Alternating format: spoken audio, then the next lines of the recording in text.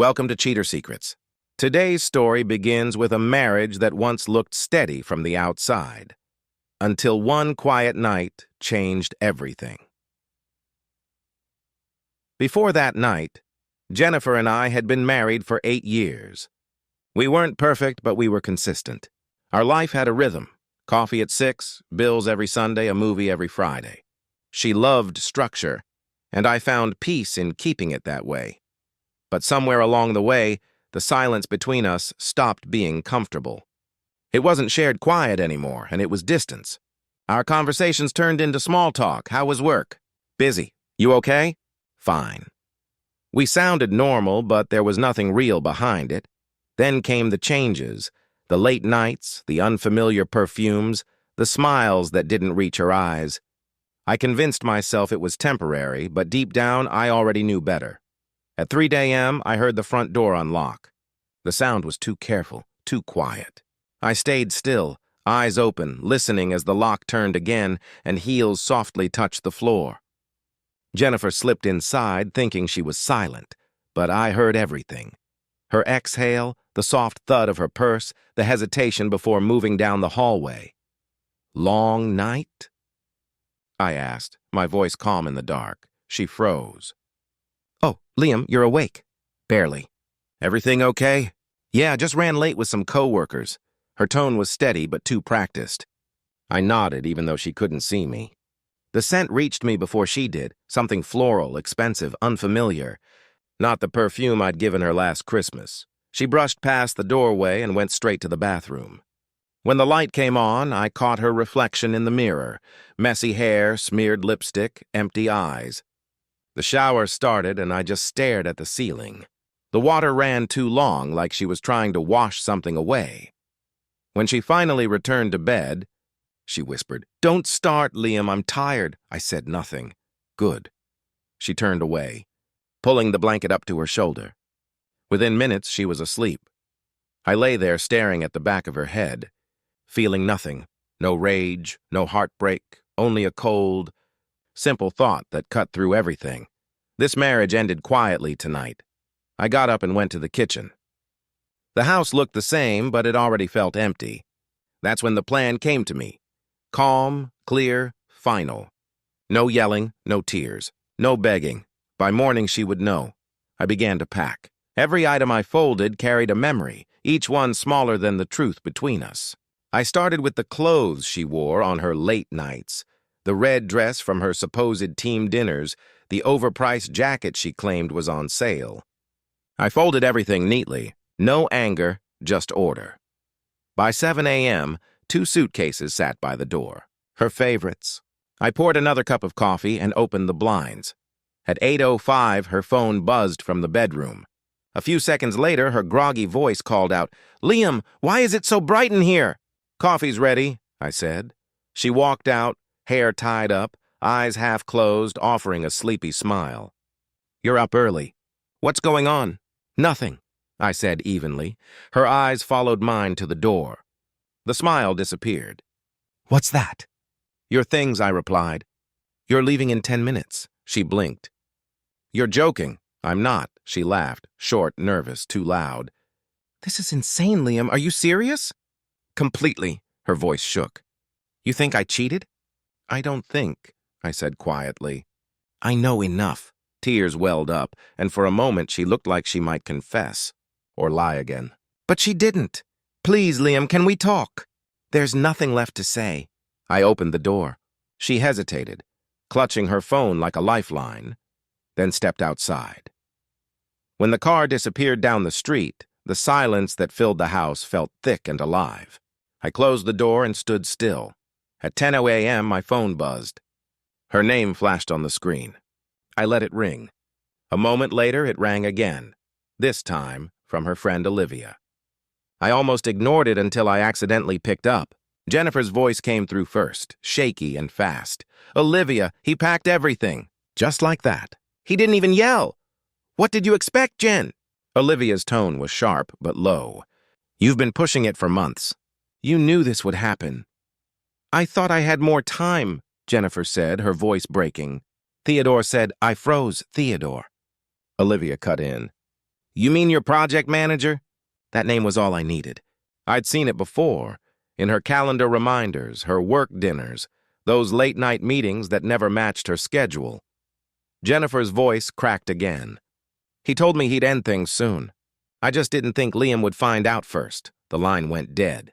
I stood there, quiet, calm. When her text arrived that night, "Please, can we talk?" I made a mistake. I read it once, locked my phone, and set it face down. I already knew how her voice would sound. 3 days passed. No calls, no noise. The quiet felt lighter now, though her presence still lingered faintly in the air. Then Thursday night, an email arrived in our shared inbox, a hotel receipt. 1 room, 2 drinks, midnight charge. The name on the booking wasn't hers, but the last 4 digits of the card were. I didn't feel shock, just confirmation. The next morning, a notification appeared on our shared tablet. A message from her synced phone. Can't stop thinking about last night. Same time next week. Theodore. I stared at it for a long moment, then forwarded it to myself and deleted it from the cloud. No confrontation, just evidence. I printed the hotel receipt, folded it neatly, and sealed it in an envelope. That evening, I called Olivia. "Liam," she said hesitantly, "I shouldn't be talking to you." "I'm not asking you to defend her," I replied. "Just tell me how long." There was a pause. Long, heavy, full of guilt. "Since November," she said finally. I told her to stop. She said it was just a distraction. "I'm sorry." "I know," I said softly and hung up. By then I didn't feel betrayed anymore. Just done. People think discovering the truth is the hardest part. It isn't. The hardest part is accepting that once you know, there's nothing left to repair. By the weekend, she'd called 11 times. I didn't answer any of them. Sunday morning, one final message appeared on my screen. "Please, Liam, just one conversation. That's all I'm asking." I agreed to meet her, not for her sake, but to finish what was left undone. We met at the café we used to visit on slow Sunday mornings, back when excuses hadn't replaced affection. She was already there when I arrived, sitting at our usual table by the window. The same chipped corner, the same uneven light spilling across her half-finished cup. Her eyes were red, not from tears but from holding them back too long. When she saw me, she stood up too fast, rehearsed, nervous. "Thank you for coming," she said quietly. I gave a small nod and took the seat across from her. "Go ahead. Say what you came to say." Her fingers trembled around the mug. "I know I hurt you. I never meant for it to go that far. Everything just spiraled. I felt unseen, Liam. You stopped looking at me." I leaned back, my voice steady. "So you found someone else to look at you, Theodore." Her lips parted, but nothing came out. "Olivia told me," I added. And the hotel confirmed it. "You don't have to keep acting." She swallowed hard. "It wasn't really about him. It was about me. I was lost, and he filled the quiet you left behind. I didn't speak until she was finished." Tears welled in her eyes. "Can't we try again?" "I'll do anything." I reached into my jacket and placed an envelope on the table. Through the flap, the hotel receipt showed faintly. "This," I said softly, "is the night you stopped trying." She looked down at the paper, then back at me. "You're ending it like this here?" "I ended it the night you came home at 3 in the morning," I replied. "This is just the paperwork." Her hands went to her face as she broke down quietly. I didn't move. When she finally looked up again, her voice was barely there. "I never thought you'd be the one to walk away." "Neither did I," said, "but someone had to." I stood, met her eyes one last time, and walked out. Her muffled crying faded behind the soft hum of the café. After that day, Jennifer disappeared for a week. No messages, no calls, no uninvited knocks on the door. I thought that was the end, until Olivia texted. "She's not doing well," the message read. Jennifer's office had found out. Theodore pretended not to know her beyond work, and rumors spread fast. By Friday, she was transferred quietly to another branch, officially for restructuring. I didn't feel satisfaction. I didn't feel pity either. She had written her own ending. A week later, her name appeared again, this time in my inbox. "I'm sorry for everything. I'm trying to rebuild. I don't expect forgiveness, but I needed you to know. I read it twice, then archived it. Some words didn't deserve answers. Days later, the divorce papers came. Clean brief handled by lawyers. I never saw her in court. My attorney said she signed without protest. No demands, no arguments. 15 minutes later, the judge stamped the file. "You're free to go," he said. That night, I sat on the couch where we once planned trips we never took.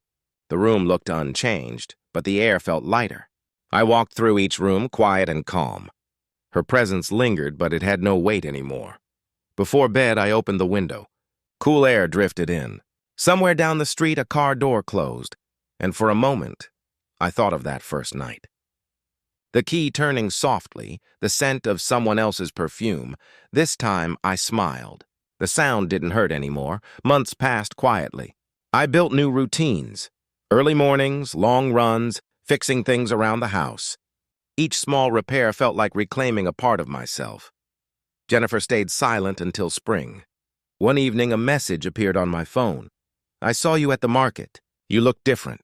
Stronger." I stared at it for a moment, then deleted it. Strength didn't need to be acknowledged. A few days later, another message came. "I miss who we were." I typed one word back: "Gone." Then I turned off my phone for the night. Her aftermath came in fragments.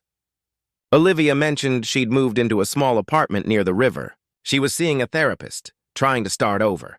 Theodore had left the company. No one knew where he'd gone. I didn't hate her. I simply didn't think of her much anymore. Sometimes something in a song, a scent, would remind me of her, and I'd feel nothing. That's when I knew the story was truly finished. The same house that once felt like a prison now felt open, even kind. I realized that endings don't always explode. Sometimes they fade into ordinary days.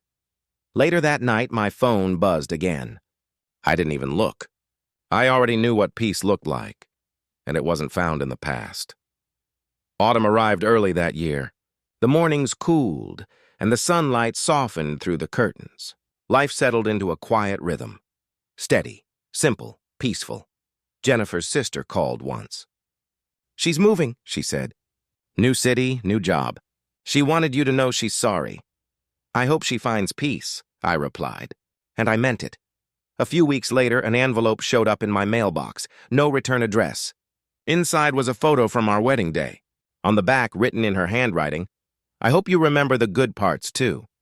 I stared at it for a long moment. The smiles looked genuine, untouched by what came later. For the first time, I didn't feel pain, just distance. I placed the photo in a drawer and closed it softly. Some memories belong to the past. A few evenings later, I noticed her old scarf still hanging by the door, one I must have missed while packing her things. I held it briefly.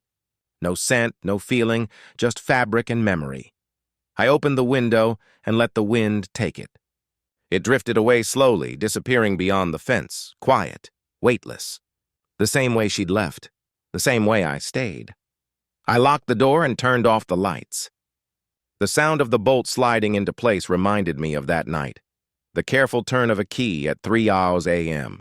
Only this time, it wasn't someone sneaking in. It was me closing what was already over. They say time heals. Maybe it does. But I think truth heals faster. When you stop waiting for apologies that never come, peace finally walks in through the same doorpane once used. That night, I slept without dreams. And by morning, there was silence again. The goo